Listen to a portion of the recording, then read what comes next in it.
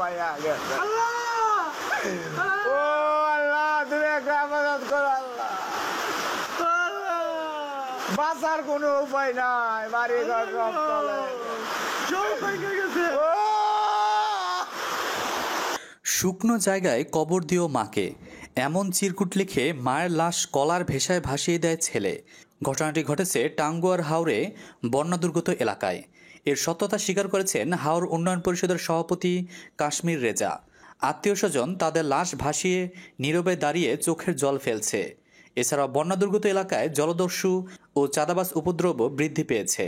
নৌকার মাঝিরা ভাড়া বৃদ্ধি করে 1,000 টাকার জায়গায় 10 থেকে 15,000 টাকা আদায় করছেন।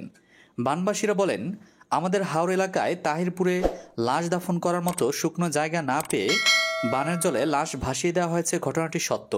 লোকজনের কী বা করার আছে? কোথাও 1 ইঞ্চি জায়গা খালি নেই যেখানে পানি ওঠে নাই।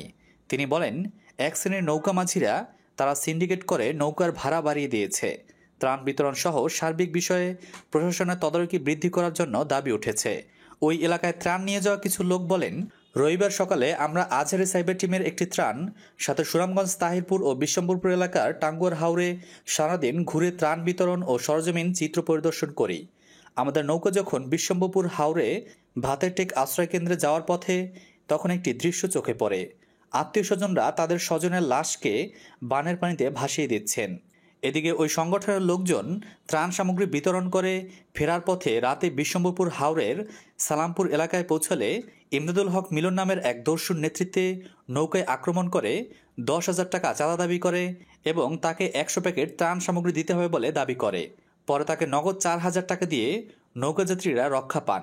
এ ব্যাপারে মোবাইলে যোগাযোগ করা হলে ওই জলদস্যু বলেন, আমার এলাকায় তাদের ত্রাণ বিতরণের কথা থাকলেও তারা ত্রাণ বিতরণ করেনি, তাই ক্ষিপ্ত হয়ে জনসাধারণ তাদেরকে ধাওয়া করেছে। আমি সার্ভিস চার্জ বাবদ 4,000 টাকা নিয়েছি, বলেন ইমদাদুল হক মিলন নামের ওই জলদস্যু।